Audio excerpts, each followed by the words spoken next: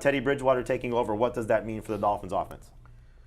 I mean, it can't be any worse than what Tua showed on in the second half the other day. He was terrible. So, and the concussion, the Packers game. He clearly had issues with the concussion. He wasn't the same quarterback as he was earlier in the game. So what does it do? Does it change the offense? No, I don't think it changes the offense. But this is a team, for whatever reason, and it's infuriating to watch them get away from the run. So if you now have your backup quarterback in, stick with the run. And I know it's tough to run on this team, but run the ball. Yeah, I don't think they can run the ball against the Patriots. It's the problem.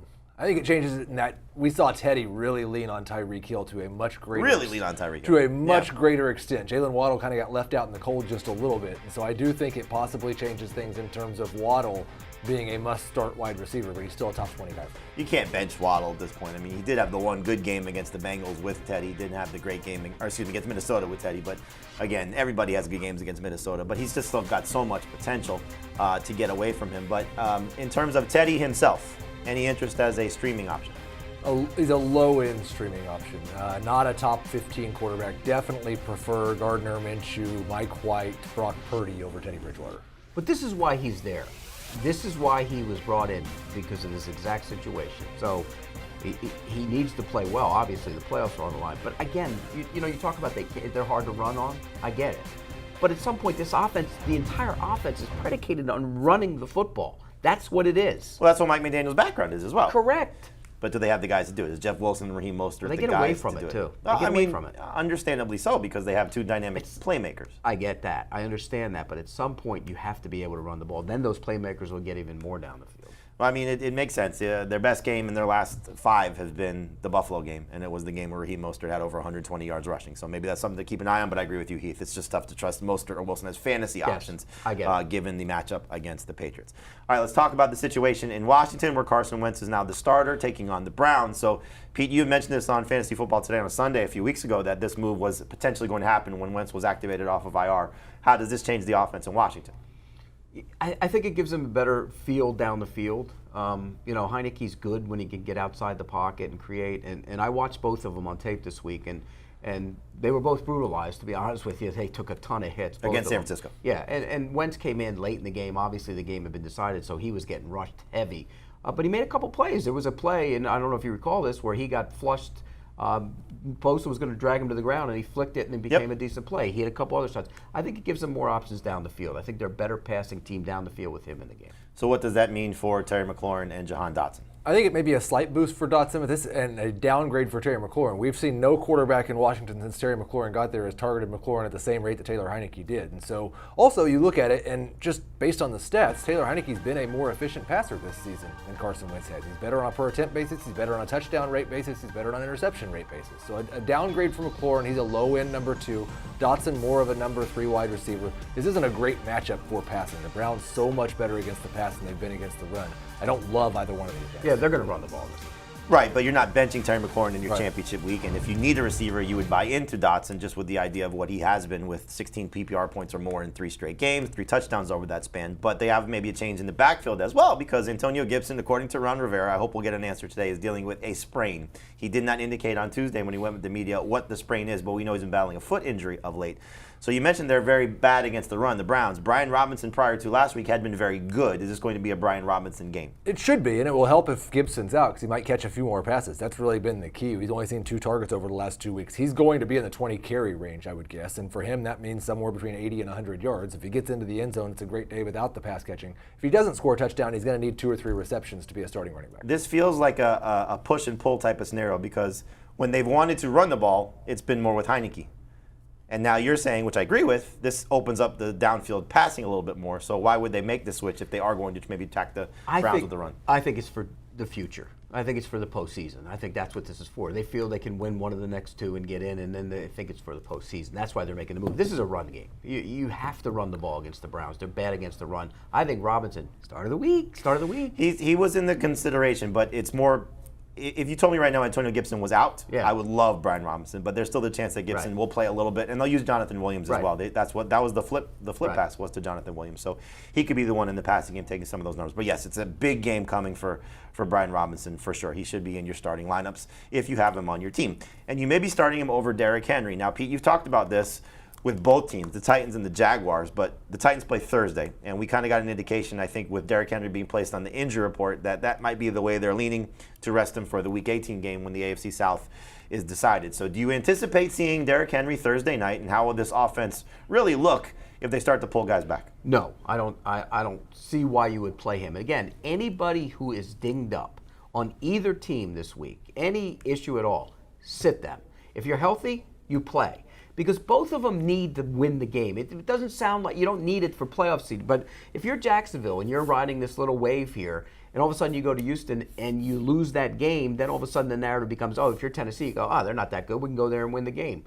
If you're Tennessee, you got to try and break your streak at some point. I mean, you're going to go into Jacksonville to go to the playoffs with a six-game losing streak. So I think you play guys who are healthy. I don't think Derrick Henry, if he's healthy, if he's not healthy, he'll sit down. And all right, it sounds like he's not. So Henry in or out? Your Out. anticipation. Out in your anticipation. Out. Out as well. Hassan Haskins, if he's in, is what? Zach Moss, basically. Just a high-end flex, not a number 2 running back, but I think he gets 15 to 20 touches. He probably catches a couple of passes as well. He'll be somewhere in that 75 to 80-yard range in terms of total yards. If he scores a touchdown, he has a good day. If he doesn't, he doesn't. You're very optimistic because that team could be minus the offensive line with Malik Willis. If he plays, I mean, I can't see anything. Well, I don't like Zach Moss. Yeah, Like, no, Zach I Moss is playing understand on a what you're terrible saying, Colts but I mean, offense, The too. offensive line last week Right. was, again, as bad as it's been.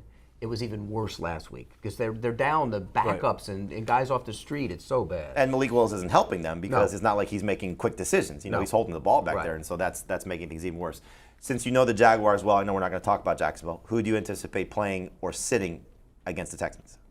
He said today, everybody who's got nothing is going to play. And their situation's a little different, right? If they win and then tie, they win. Well, but they have a chance to. The Titans can't win any tiebreakers No, in terms of a wild Jacksonville card. can. Jacksonville, if Miami loses their next 2 because they Right. can't play Tua, then Jacksonville has a would good chance get, at a wild right. card. And So not only Jackson- that, if there's a tie, they Yeah.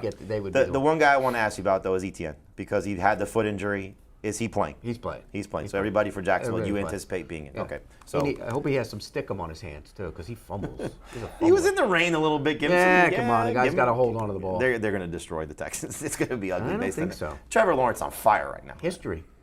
He's on fire. History. Watch that when you make your pick. Different history with a different quarterback.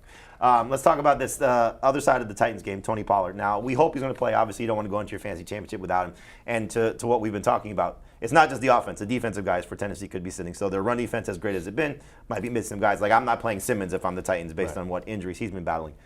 If there is no Tony Pollard, Ezekiel Elliott is what? Zeke's a top 12 running back if there's no Tony Pollard. It's a weird situation because if the Titans were healthy and Pollard was healthy, then I think Zeke would be a low-end number 2. You might even consider sitting him. This run defense has been amazing, and the one place that running backs have got them is in the passing game, which is what Tony Pollard normally does. But if there's no Pollard, Zeke would be 20-plus touches. Zeke would be a top 12 must-start running back. When you flip this over and you say, okay, the Titans may be sitting guys, and the Cowboys may build a lead, a defensive score, Dak goes for 2 touchdowns. Could you see some of these stars not having big production and they start to pull guys? In the second half, yeah. I mean, they're going to play to win, but yeah, in the second half, I could see them pulling guys. Absolutely.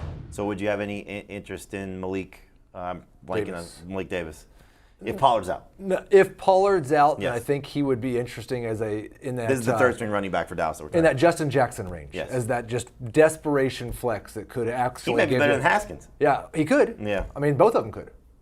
If he gets, if the game gets loose and he gets away He from could him, also have 1 touch. So He could also have one. it's risky. That's a risky one. This is one of those things, though, but because it's Thursday night, you play those type of guys in the showdown, Right. on FanDuel or DraftKings, because those guys could pop and get you, a big game. And the algo scores and you win a lot of money. Pete, Mike White coming back for the Jets, and there's a report in The Athletic that he's auditioning for their starting job in 2023. He's a free agent and auditioning for maybe a starting job elsewhere. Your evaluation of him, just from a big picture standpoint, can he be a starter for the Jets or someplace else next year? Or do you think he will be again? For the Jets, maybe. I don't see him becoming a hot commodity on the free agent market. No. But for the Jets, and they like him. The players like him. Everybody responds to him. But he's got to do more. I mean, he's been okay. I'm not going to kill the kid. He's been okay, but he's got to do more. For me to sit here and say, okay, you're the starting quarterback of my football team next year. more likely that he's the starting quarterback than Zach Wilson next year, right? Oh, by far. Yeah, but I'm not giving up on Zach Wilson yet, though. You're not. No. The Jets I mean, might be. I can honestly say, after watching that tape and dissecting that game from start to finish, it was one of the worst offensive line performances I've ever seen in my entire life. Now, he missed some throws. And Some? He didn't miss as many as you think because there weren't that many guys open. Hey, he missed the in-cut to Corey Davis. He missed another play. He's not good. But that team on Thursday night was awful. I mean, you saw the run game. It was nothing. It was non-existent. So it's too early just to simply give up on a guy you drafted second overall. But he's not playing a game for New York, do you think? Who knows? I wouldn't give up on him. All right. It doesn't seem and we don't know what's going on inside the building, too. He could be one of those guys that alienates teammates, and that It seems to be the case. Right. I mean, the fact that they're wearing bought him T-shirts for the scooters. other There's no guys. Zach Wilson T-shirts. He bought him scooters, though. For this week, we've had a lot of conversations about this. Mike White is what? He is a low-end starting quarterback, the best streaming option besides Gardner Minshew. And if Jalen Hurts plays, then he is the best streaming option. Gardner I think Minshew. right around 20 fantasy points. Somehow we knew that name would be mentioned. He's contractually obligated to say I Gardner know, Minshew. it's unbelievable. Was he good last week? He was good. Was Not he good great. last week? Not great. He's okay. But he was good, yeah. Okay. I ran this poll earlier in the week. I'd love to have your answer. How many teams would have been better this year if they'd have started Gardner Minshew for 17 games? The Jets, probably. 3/4 of the NFC South. All of them but Tampa Bay. We'll continue this crazy. conversation. You're another crazy. time. How much better are the weapons with Mike White? Well, they're playable. There's someone you might want to like. I think Garrett Wilson is just a star, and anyone but Zach Wilson makes him a top 12 wide receiver, a must-start guy for me. Elijah Moore is better. I don't think Corey Davis is because Zach Wilson looks to Corey Davis first. So Davis and Elijah Moore are both boom-bust flex options, but I'd really rather not trust them in a fantasy championship. But wait, one quick thing. Gardner Minshew's better than Andy Dalton? Yes. All right. You can't be that naive. I would take Gardner Minshew over Andy Dalton. No, you would not. Andy Dalton's been Not good. prime Andy Dalton. You're Current holding Andy Dalton as the Wait, standard? not prime Andy Dalton? No, prime Andy Dalton was better than Minshew. Okay. Currently. All right, Yes. all right, But that's current Andy Dalton, yes, Minshew. But, I mean, you think Minshew's special. I think he's just average as Well, average I mean, can if be. you're comparing him to Andy Dalton, That's I what don't he know. is. He's the same kind of guy. They're guys. I'll take the younger version of Andy Dalton, I guess. For the Colts, they would like to have either Andy Dalton or Gardner Minshew. They're starting Nick Foles again. I don't understand why, aside from the fact that they're obviously taking. So when it comes to money too, because if not playing right, but I mean, why not play the younger player in Ellinger's to see? Nick Foles was terrible. I mean, he was sacked 7 times. He threw 3 interceptions. They scored 3 points. So you don't even need to comment on this. Is there anybody from the Colts you would trust? Anybody? No. I mean, I think Zach Moss and Michael Pittman are both flex options. You might have to flex them, but I don't want to. The only guy, honestly, that I have interest in is Jelani Woods if Colin Granson does not play, because his numbers have popped in the 2 games that Granson has been out, and we know what jittery quarterbacks do. They look for the big target. He's a big target over the middle, and he's played well. Well, they put him in there because he was going to throw the ball down the field, Nick Foles. He's terrible. It's still the greatest. Would you rather have Gardner Minshew or Nick Foles? Gardner Minshew. Nick Foles is the greatest accident in the history of the National Football League. That's what he is. How that happened is the greatest mystery in the NFL. I mean, every time you go to Jacksonville, you should say, Doug Peterson, you did the greatest thing ever. You won a Super Bowl. It's incredible. It's incredible. That's but really, that's the then Philly you can go special. talk to That's people in really Jacksonville Philly that they also paid him the year later, That's remember? True. That is true. They did make that mistake. All right, don't make the same mistakes. Send us your questions. Use hashtag AskFFT on Twitter. You think I know that by now. I've only said it 1 billion times this season. Again, AskFFT on Twitter. We'll answer your questions. Where's the frog? The frog is in my throat. Talking a lot. It's been a long season, Pete.